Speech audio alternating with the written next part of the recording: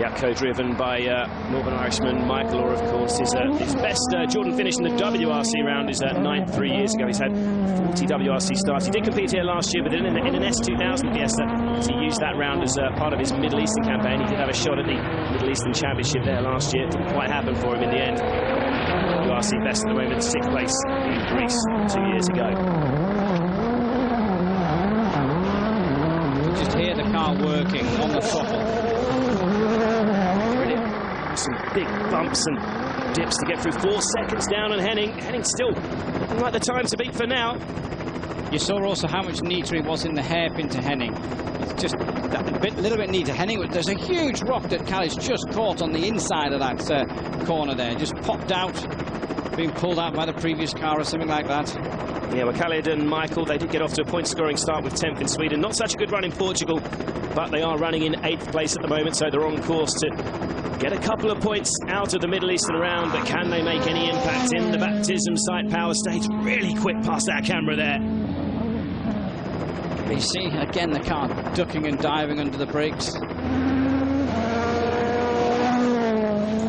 Here we come then into the flying finish. What can Khalid do here? It's going to be slower than Henning. Yeah, 5:45.6. Just outside the top 3 places as well. Henning, still the man to beat. He can be happy with that. Still there, he says. Yeah, he'll be there a bit longer as well. Next is probably his main next challenger. Here's Khalid to replay. Look at that rock. Look at that rock. I couldn't say whether he skimmed it or not. I think he skimmed it. Well, these Michelin tyres, these new Michelin tyres, I should say, have been designed to actually with a stronger structure, so they don't hit as many punctures, and it really has been the case this weekend. That's a big rock. Yeah, that is a big rock. You can see that. Well, they didn't actually lose much performance either, and they not too much tyre wear. It's been a terrific job by Michelin to get these tyres working for this weekend so quickly as well. It's quite a shame for Michelin, because Michelin for the first 3 rides took a little bit of a flack from the drivers and the teams, because the tyres were fantastic performance, but maybe a little bit less strong.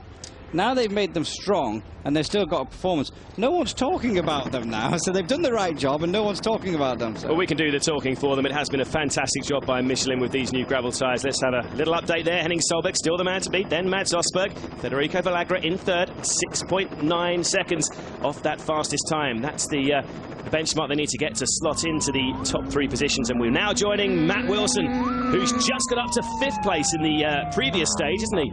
Yeah, he got past Kimi Räikkönen, because Kimi had we're talking about punctures. Kimi's had the only one of the big drivers in the previous stage, but Matthew up to 5th. He was in Portugal as well. It's not far away from that big rock, which is still kind of, depending on what line you take, it's on it. Oh, just 8/10 down on his teammate at M Sport Stobart, Henning Solberg. So we could see Henning challenged for the first time as Matt edges closer and closer to the stage finish. Henning's looking a little bit concerned now. He knows his teammate's on a charge.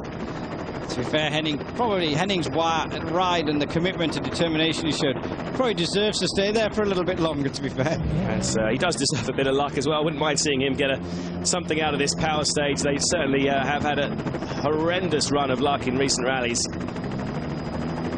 Yeah, they're looking at each other thinking he's quick.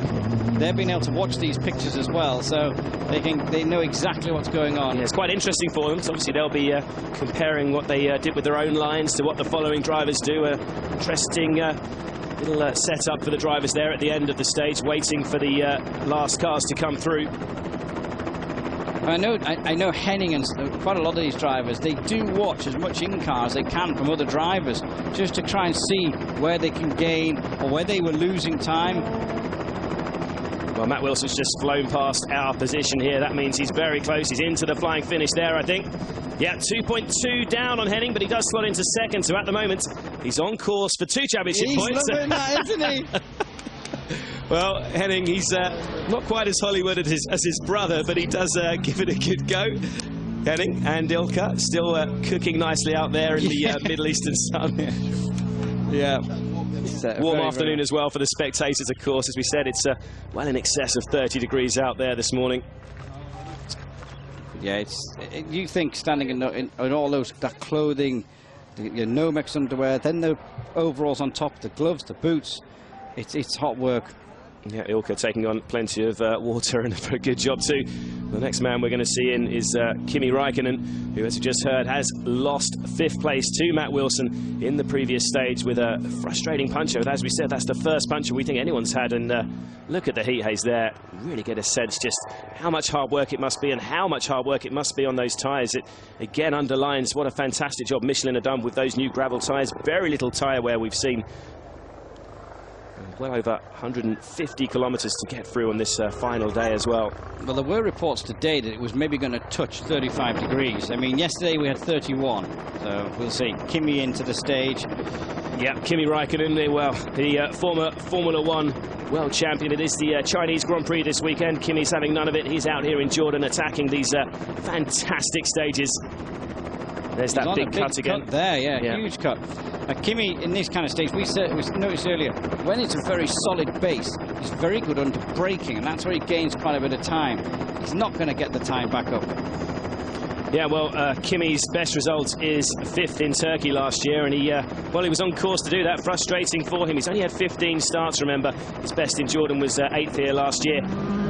Co-driven by that experienced man, Kyle Lindstrom, former co-driver to Tommy Mäkinen, of course.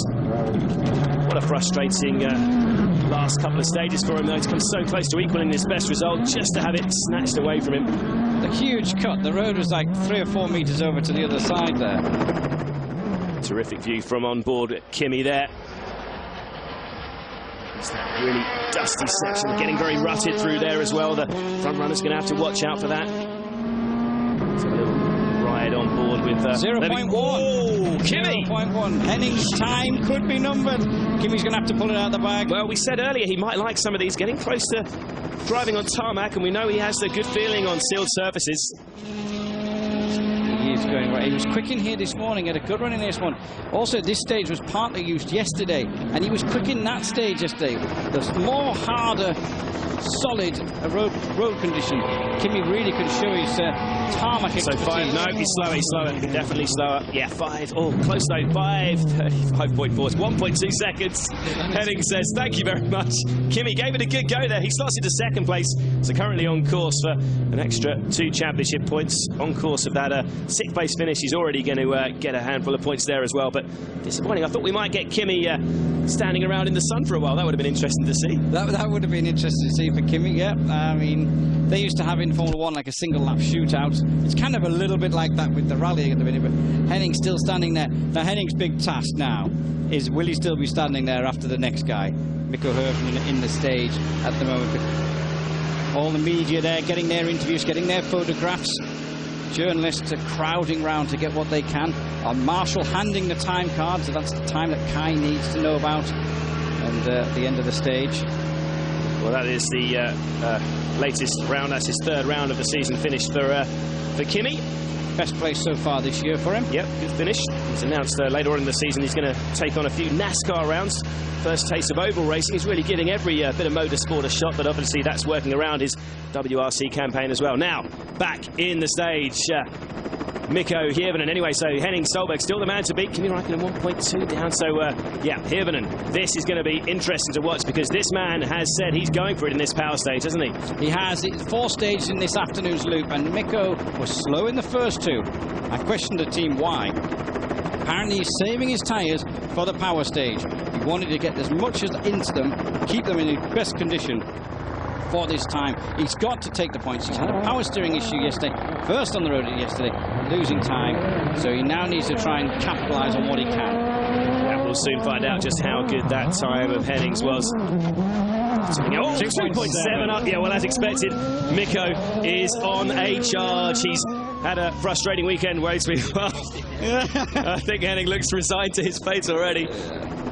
Yeah, Mikko, as I was about to say, he had a frustrating run out there, sweeping the road clear for those runners. As he's been the championship leader now for 3 rounds, but he may not be at the end of this weekend. He might not be too worried about that, but then a bit of a power steering problem as well yesterday.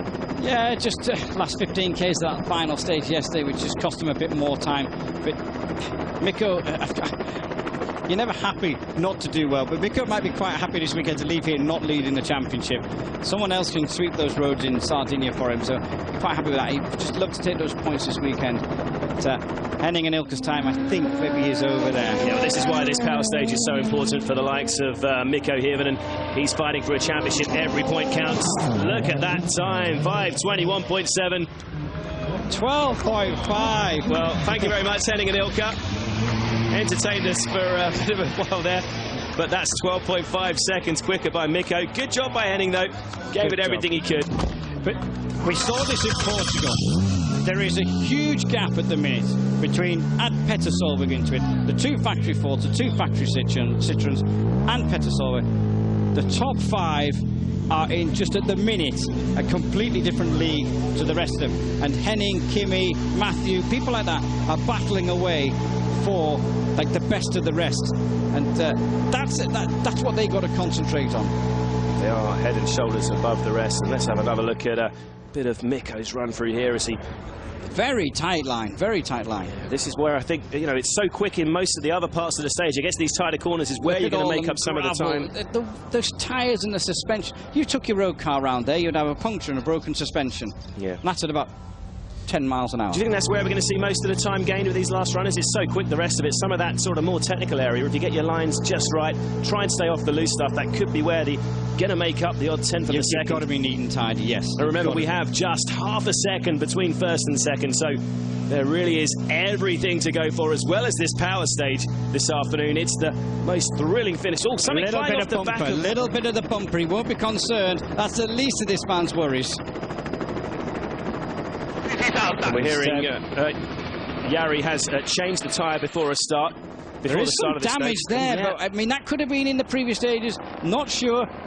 The bit that fell off, to me, I think, was coming from the rear, like the little spare wheel holder area. No, it's not. It is the bit of the front wing that's come off. Well, it's a sign just how hard. Look at that. This is a sign how hard this man is pushing. Jari-Matti Latvala yet to win a rally in 2011, but he has been absolutely nailing. Oh, no, he's lost it somewhere. 4 seconds down on Mikko. Well, this is a 10-kilometre stage. He might have had an issue somewhere earlier in this stage. This is a rally leader as well we're battling here for as well. Half a second, sorry, up. Coming into stage. Let's ride on board with Jari-Matti.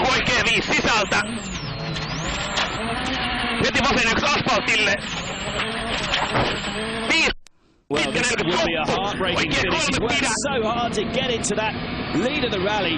Half a second up on Ocean coming into this stage. Very calm inside the car, but there must have been some sort of moment earlier in the stage for him to lose that much time. 5:21.7, the time that his teammates set, remember. I would not want to be that Ford Fiesta. It has been abused in this stage. He's absolutely hurling it through. He's got to make up the time in this last sector. 5:21.7 he's looking for, though. Remember, it's Ogier he's looking for. Yeah, that's true. He's not going to be quicker than his teammate. 5:22.4.